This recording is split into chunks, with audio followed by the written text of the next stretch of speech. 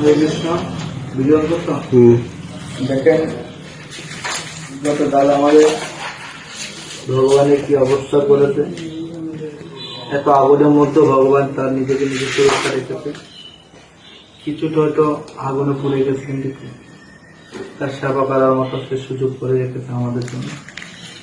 সমস্ত দেশবাসীর কাছে প্রার্থনা করি এই অগ্নিকাণ্ডের বিচার যেন হয়, যারা এই অগ্নিকাণ্ড করেছে তাদের কোনো বিচার হোক, সেটা আমরা প্রার্থনা করি। সমস্ত হিন্দুরা আপনারা এখন না হলে আমাদের এভাবে সবগুলো মন্দির বাসা বাড়ি কোনোতে ঠিক থাকবে না।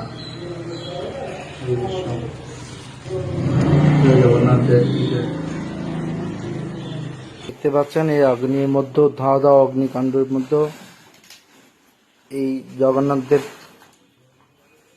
সুভদ্রা মহারানী এবং বলদেব অক্ষত আছে।